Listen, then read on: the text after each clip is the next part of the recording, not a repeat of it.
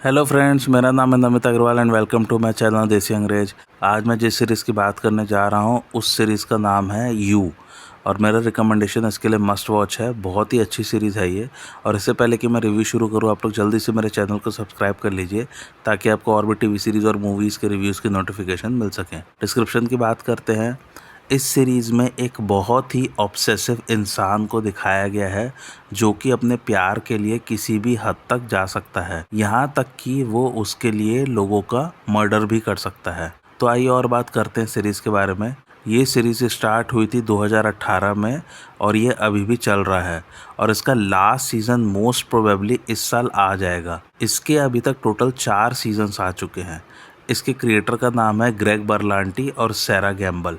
और ग्रेग बर्लांटी आप लोगों को पता ही है कि उन्होंने कितने सारे टीवी शोज़ को प्रोड्यूस किया है और उनके क्रिएटर भी रहे हैं। मोस्टली इन्होंने सुपर हीरो शोज़ बनाए हैं जैसे कि स्मॉलविल, फ्लैश, एरो, स्वाम्प थिंग वगैरह वगैरह।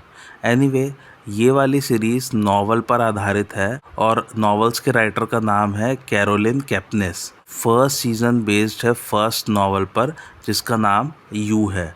सेकंड सीज़न उसी के फॉलोअप नॉवल पर बेस्ड है जिसका नाम है हिडन बॉडीज़। ऐसे ही थर्ड और फोर्थ सीज़न भी नॉवेल्स पर बेस्ड है।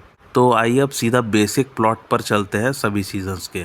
फर्स्ट सीज़न में दिखाया गया है एक जो गोल्डबर्ग नाम के आदमी को, जिनका किरदार निभाया पेन बैजली ने। इसे एक लड़की से प्यार हो जाता है और ये एकदम उसके पीछे पागल सा हो जाता है, या अंग्रेज़ी में जिसे हम ऑब्सेसिव कहते हैं। तो ये हमेशा उस लड़की के घर में झांकता रहता है बाहर खड़े होके और उसे हमेशा ट्रैक करता रहता है कि उस लड़की का दिन भर का रूटीन क्या है, वो कहाँ कहाँ जाती है, कहाँ काम करती है, किससे मिलती है वगैरह वगैरह। उस लड़की का नाम है ग्वेनेवर बेक। जो गोल्डबर्ग एक बुक स्टोर में काम करता है और वो वहाँ का मैनेजर है और ग्वेनेवर बेक एक राइटर बनना चाहती है। अच्छा, जो गोल्डबर्ग सोशल मीडिया और टेक्नोलॉजी को यूज़ करके ग्वेनेवर को स्टॉक करता रहता है और अल्टीमेटली जो उसे किसी तरह पटा ही लेता है। लेकिन उसको जिस चीज़ से लगता है कि खतरा है, यानी कि जैसे ग्वेनेवर के जो बहुत ही क्लोज फ्रेंड्स हैं या एक्स बॉयफ्रेंड्स हैं, तो वो उनका मर्डर करता रहता है। खतरा बोले तो कि अगर वो ग्वेनेवर की लाइफ में रहे तो शायद ग्वेनेवर फिर जो को ज़्यादा भाव नहीं देगी, या फिर अगर कोई एक्स बॉयफ्रेंड वापस आ गया तब भी ग्वेनेवर उसे छोड़ के जा सकती है। अल्टीमेटली लास्ट में एक मस्त वाला ट्विस्ट आता है, वो आप लोग सीरीज़ देखकर ही जानिए। इसलिए ये सीरीज़ एक साइकोलॉजिकल थ्रिलर सीरीज़ है और कहानी वाकई में बहुत मस्त है। और सबसे अच्छी बात यह है कि इसमें डेक्स्टर जैसी एक खूबी है। वो डेक्स्टर वाली सीरीज़ आप लोगों को याद है ना, उसका भी रिव्यू मैंने इसी चैनल पर किया है। जैसे डेक्स्टर अपने मन में खुद से ही बातें करता रहता था, वैसे ही इसमें जो गोल्डबर्ग खुद से ही बातें करता रहता है। तो उसके मन में क्या चल रहा है किस वक्त पर, वो वाले मोनो डायलॉग्स बहुत ही मस्त होते हैं, क्योंकि तब आपको ऐसा लगता है कि जो अपने हर एक्शन को जस्टिफाई करता जा रहा है और वो आपको विलेन जैसा महसूस नहीं होता है। एनीवे, सेकंड सीज़न की बात करते हैं। सेकंड सीज़न में जो न्यूयॉर्क से लॉस एंजलिस शिफ्ट कर जाता है, क्योंकि फर्स्ट सीज़न में कुछ ऐसा हुआ होता है जिसके कारण जो को वहाँ से जाना ही पड़ता है और वो अपनी एक नई लाइफ शुरू करता है एक नई आइडेंटिटी के साथ।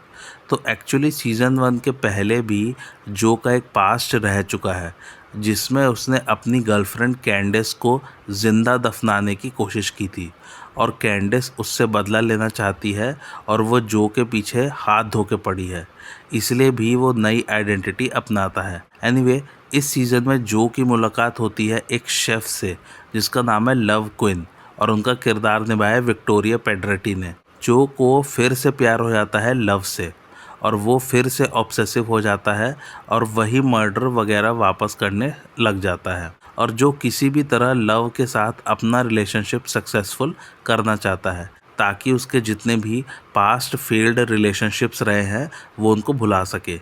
लेकिन इसमें भी एक मस्त वाला ट्विस्ट आता है लास्ट में, और वो ये है कि लव के खुद के बहुत सारे डार्क सीक्रेट्स हैं।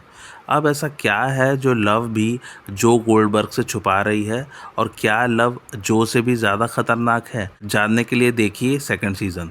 थर्ड सीज़न में दिखाते हैं कि जो और लव ने शादी कर ली है और उनके एक बेटा है जिसका नाम हेनरी है और वो दोनों अभी कैलिफोर्निया में रह रहे हैं। अब जैसे जैसे दोनों की शादीशुदा ज़िंदगी आगे बढ़ रही है, वैसे वैसे जो को अपने पड़ोसी से प्यार होने लग जाता है जिसका नाम नेटली है, और एक लोकल लाइब्रेरियन से भी वो ऑब्सेस्ड हो जाता है जिसका नाम मैरियन है। तो इसमें जो को एक साथ दो लड़कियों से प्यार हो जाता है और वापस उनसे ऑब्सेस्ड हो जाता है।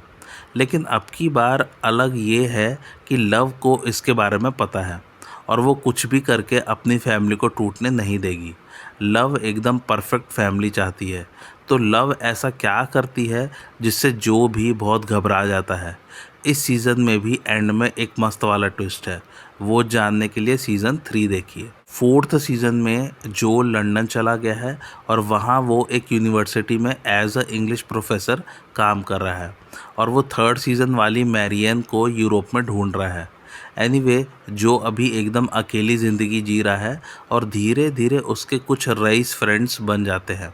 तो वो जो वेल्दी फ्रेंड्स हैं, अचानक से उनमें से एक एक करके सभी का मर्डर होने लग जाता है, और फिर जो ये डिड्यूस करता है कि कोई तो सीरियल किलर है जो उस एलिट ग्रुप को टारगेट कर रहा है, और इसमें जो उसी ग्रुप में एक केट नाम की लड़की से ऑब्सेस्ड हो जाता है और उससे अपना रिलेशनशिप शुरू कर देता है। फिर जो उस एलिट ग्रुप के मेंबर्स को मार रहा है वो जो को ब्लैकमेल करने लग जाता है और कहता है कि उसे पता है कि जो कौन है और कहाँ से आया है, और वो ब्लैकमेलर जो को हर मर्डर में फंसाने की कोशिश करता रहता है। तो जो काइंड ऑफ यही इन्वेस्टिगेशन में लगा रहता है कि उसे ब्लैकमेल कर कौन रहा है और उस एलिट ग्रुप के लोगों को कौन मार रहा है। एंड में इसमें भी ट्विस्ट है, वो जानकर आप लोगों के होश उड़ जाएंगे। ट्विस्ट क्या है ये जानने के लिए आप लोग सीज़न 4 देखिए। तो आइए अब थोड़ा सा प्रोडक्शन की बात करते हैं। तो क्रिएटर्स ग्रेग बर्लांटी और सारा गैम्बल इस सीरीज़ के आइडिया को लेकर सबसे पहले गए थे शो टाइम नेटवर्क के पास। उसने पहले तो हाँ कह दी, लेकिन फिर उसने मना कर दिया। फिर ये लोग गए नेटफ्लिक्स के पास, और नेटफ्लिक्स के पास ये लोग 2-3 बार गए, जबकि नेटफ्लिक्स बार बार मना ही कर रहा था। फिर ये लोग गए लाइफ टाइम नेटवर्क के पास इस शो को लेके, और उन्होंने हाँ कर दी। फर्स्ट सीज़न लेकिन लाइफ टाइम पर उतना चला नहीं, लेकिन फर्स्ट सीज़न ख़त्म होने से पहले ही लाइफ टाइम ने इस सीरीज़ को सेकंड सीज़न का रिन्यूअल के लिए हाँ कर दी थी। बट जब फर्स्ट सीज़न को ज़्यादा रिस्पॉन्स नहीं मिला, तब फिर लाइफ टाइम ने मना कर दिया इसका सेकंड सीज़न बनाने से। ग्रेग बर्लांटी ने लाइफ टाइम वालों से बहुत कहा कि प्लीज़ एक बार सेकंड सीज़न आने दो, लोगों को ज़रूर पसंद आएगा, लेकिन लाइफ टाइम के जवाब के पहले ही नेटफ्लिक्स ने हाँ कर दिया इसके सेकंड सीज़न के लिए, और नेटफ्लिक्स ने फर्स्ट सीज़न के राइट्स भी खरीद लिए। और जब फर्स्ट सीज़न नेटफ्लिक्स पर दिखाया गया तब ये ज़बरदस्त हिट हो गया। तब ग्रेग बर्लांटी को एक बात महसूस हुई कि वाकई में स्ट्रीमिंग प्लेटफॉर्म और टीवी पर देखने वाले व्यूअर्स बिल्कुल ही अलग अलग हैं। एनीवे फर्स्ट सीज़न हिट हो गया और फिर सेकंड सीज़न भी ज़बरदस्त हिट रहा नेटफ्लिक्स पर।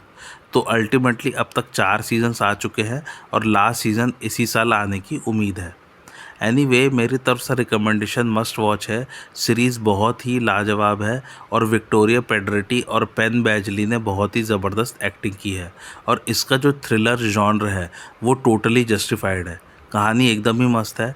इस शो में जो एक डार्कनेस दिखाना चाह रहे हैं वो दिखाने में क्रिएटर सक्सेसफुल रहे हैं। डेक्स्टर के बाद ये एक ऐसा शो लगा मुझे जिसमें भर भर के थ्रिलर है। एनीवे आप इसे देखिएगा ज़रूर और एन्जॉय कीजिए। आइए अब कुछ मज़ेदार फैक्ट्स की बात करते हैं। तो पहला फैक्ट ये कि पेन बैजली इस रोल के लिए पहले मना कर रहे थे क्योंकि उन्हें लग रहा था कि सीरीज़ शायद टॉक्सिक रोमांस को जस्टिफाई करेगा इसमें, लेकिन प्रोड्यूसर्स ने कहा कि आखिरी में वो लोग जो गोल्डबर्ग को ही विलेन दिखाने वाले हैं, सो किरदार की हरकतें इस सीरीज़ में जस्टिफाई नहीं की जाएंगी, इसलिए उन्होंने रोल एक्सेप्ट कर लिया।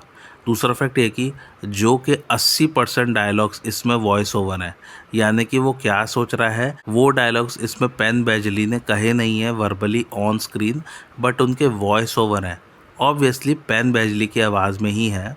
तीसरा फैक्ट ये कि विक्टोरिया पेड्रेटी ने पहले ग्वेनेवर बैक के रोल के लिए ऑडिशन दिया था, बट उनको रिजेक्ट कर दिया गया था। लेकिन फिर उनकी सीरीज़ आई जिसका नाम है the haunting of hill house. इस सीरीज़ का भी रिव्यू मैंने इसी चैनल पर किया हुआ है। एनीवे जब क्रिएटर्स ने उनकी परफॉर्मेंस उस सीरीज़ में देखी तब उन्होंने विक्टोरिया को लव क्वीन के रोल के लिए अप्रोच किया और उन्होंने उसे एक्सेप्ट कर लिया। चौथा और आखिरी फैक्ट ये कि जमीला जमील को इसमें रोल ऑफ़र किया गया था, बट उन्होंने मना कर दिया क्योंकि इस सीरीज़ में सेक्स सीन्स और न्यूडिटी है और वो ऐसे रोल्स नहीं करना चाहती हैं। जमीला जमील फेमस हुई है अपने रोल्स के लिए द गुड प्लेस वाली सीरीज़ से और न्यू गर्ल वाली सीरीज़ से। दोनों का रिव्यू मैंने इसी चैनल पर किया हुआ है। IMDb रेटिंग की बात करें तो वो है 7.7, जिसे रेट किया लगभग 3 लाख लोगों ने, और मेरा रिकमेंडेशन इसके लिए मस्ट वॉच है। बहुत ही बढ़िया थ्रिलर सीरीज़ है ये, और जो का किरदार बहुत ही अच्छा निभाया पेन बैजली ने। आप लोगों को मेरा आज का रिव्यू कैसा लगा मुझे कमेंट करके ज़रूर बताइए, और मेरे चैनल देसी अंग्रेज को लाइक शेयर और सब्सक्राइब ज़रूर कीजिए। Thanks for watching.